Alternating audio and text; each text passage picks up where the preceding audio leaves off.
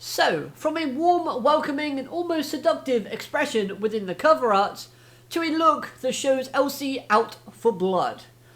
Hello everyone and welcome to Anime Awakening, and today we're here to talk about chapter 184 of the Eden Zero manga series. A very action-heavy chapter that showcases Elsie versus Ziggy. But also, we got some emotional elements displayed within this chapter that helps to enhance its enjoyment overall. So I want to start off by talking about that fight between Elsie and Ziggy, as I thought the choreography and the action showcased was amazing.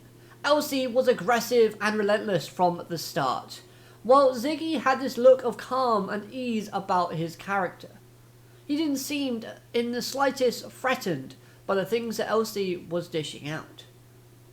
But also, when you think about how Elsie can match up against Ziggy's sort of skill-wise, things become slightly more clearer, but also intriguing. Elsie mentioned sparring with Shiki, and you have to logically assume that every planet within Eden Zero has a different density of gravity from planet to planet. That must vary. So this helps to explain how Elsie can fight when gravity is constantly changing around her. She is slightly experienced thanks to her time sparring with Shiki and the many planets that she's already travelled to. Now of course, she's not perfect when fighting Ziggy in this chapter. She does fall on her backside a little bit and stumble. That's to be expected. Of course, we know that Elsie was already strong, but when you're up against someone like Ziggy, you need to have refinement. Your skills need to be polished. You need to have experience. And, of course, power, which Elsie has and displayed in this chapter.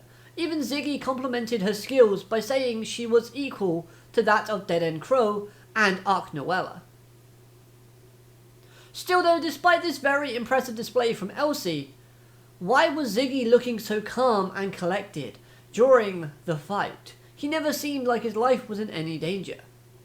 Well, that's where the human emotions come into play. The very thing that Ziggy thinks is weakness.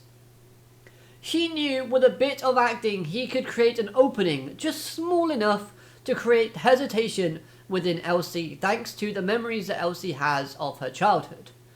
It was in this moment that he knew he'd be able to strike, and of course he did just that. Now, talking about the way this chapter ended, we have a segment where Ziggy is pleading with Elsie to run away. This segment was very interesting, as it seemed like acting on Ziggy's part, but I'm not entirely convinced. I feel like something different is occurring here. Personally, I think there might be a dual personality issue going on with the character of Ziggy. By that I mean there are two versions of our antagonist, fighting for control. After all, the kindness that Ziggy showed during the flashbacks and with him helping Elsie, caring for Shiki, not to mention the fact that the Shining Stars all think highly of Ziggy, it's really hard to fake or imitate that type of positive emotion. So we know at some point Ziggy must have been really kind-hearted and well respected by many around him. So what if Ziggy has two personalities within him, that when one gets weaker, the other resurfaces? And that is why when he was rocked with that massive attack from Elsie in this chapter, the kind-hearted Ziggy broke free to warn Elsie to run away. Just for a split second, because that's all it can manage. But then once the evil version of Ziggy returned, and returned smiling at that. Now him smiling was one of two things. Number one, it could be because he tricked Elsie using acting, proving how weak emotional connections can actually make us as humans. Or he was smiling because even though he lost control for a split second, it still worked out favourably for him. We see that this new version of Ziggy is more dark, more twisted, and of course, seeing someone in pain because they're about to kill the one person they respect, a person that helped raise them and shape them into who they currently are. Of course, an antagonist like Ziggy in his dark, edgy form is going to laugh at that. Another line that could help support the idea of two personalities would be when Ziggy stated, "That wasn't the real me. I had lost my memories, and without them, I was an idiot enough to raise the threat to the cosmos." Now again, we return to Ziggy believing that Shiki is going to destroy the universe. He even stated that within this chapter. And my question is, which universe? Because if I'm correct, we're currently in Universe 3. Again, this idea of Shiki being the destroyer of universes links to Holy's words about the cosmoses being known as the Grand Shiki Cosmos, and how is that more than a coincidence? Now you might be thinking, well, this sounds off topic. What does this have to do about two separate personalities within Ziggy? Well, here's the link. What if the kind-hearted Ziggy thought to shape Shiki into someone that is otherwise a kind-hearted, pure, innocent boy that wouldn't destroy a thing? Now, of course, if left alone and never founded by Ziggy, the one known as Shiki could become the creature of destruction that is being told that he currently is. So what I'm saying is that the kind Ziggy wanted to turn the idea of Shiki being the destroyer into a lie by raising Shiki the proper way with kindness and support. Because evil Ziggy, who we currently know as the antagonist, since returning from death, all he's been going on about is bringing gravity into darkness. But what happens when that does occur?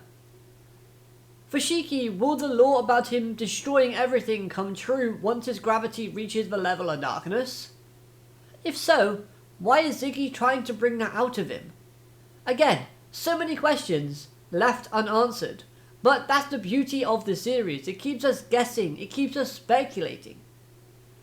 But again, I do run with the idea that maybe we've got the personality that was created when Ziggy lost his memories, the kind-hearted version, is dormant within this new antagonist Ziggy that we currently see today. Now, let's talk about Shiki, and of course his crewmates as well, as this mini segment of the chapter was used to break up the action and showcase what our heroes are up to. If we thought the skies were bad because dragons were roaming around in space, then we're in for a rude awakening because the ground is swarming with a skeleton army. This thing is something right out of a horror movie. It feels like a zombie invasion, if I'm honest, as our crew run away from the millions upon millions that are ready and swarming on our heroes. This, of course, continues to build tension within the arc as they make their way towards the planet's core. Of course, there is going to be people, there are going to be things waiting for our heroes as they travel to the core. And you know what? The deeper and deeper they go, the more and more excited I am to see it all unfold. Because we also have the difficulties of when we get to the core. And the difficulties rely with Rebecca, because she's currently having these mental issues about sending the chronophage to the planet, because it's psychologically affecting her how she's managed to affect the planets that she's already visited. So yeah, a lot of interesting things, a lot of tension building with this one small segment, and I'm looking forward to things to come.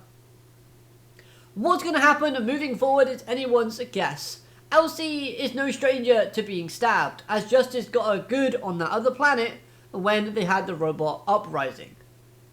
I really wish we got to see more of the Star Drain Leonard mode though that Elsie showcased in this chapter, because the design from what we saw was really awesome. Nonetheless though, Elsie will somehow survive this situation.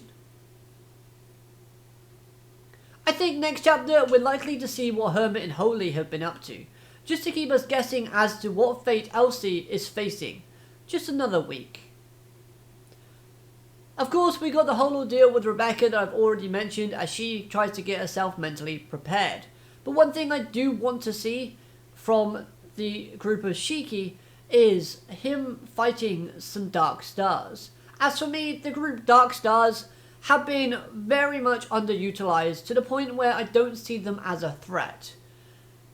One appeared during the battle with Nero, and that was very underwhelming because it got defeated very quickly. And since then, and even before then really, they've not done much to showcase the threat towards our main heroes. So let's see them in action. Overall, I really like this chapter. The fighting was very smartly planned out, the choreography was great. Plus that added twist at the end was just the icing on top. And the art style looked very clean and smooth, even in the faster parts of the chapter. It was quite rushed with some of the fast-paced moving and slices, yet you could still clearly see what was happening. Plus, with Elsie being stabbed both emotionally when Ziggy said he wouldn't have rescued her if the evil version of himself was in control, and that's gotta sting, and of course physically by her own sword, what will be next for our princess? Whatever awaits, I'm sure will be great, but I hope you've enjoyed this review. If you have, hit that like button, comment your thoughts down below, and of course I'll be seeing you next time. Have a great day. Alligator, matane, goodbye.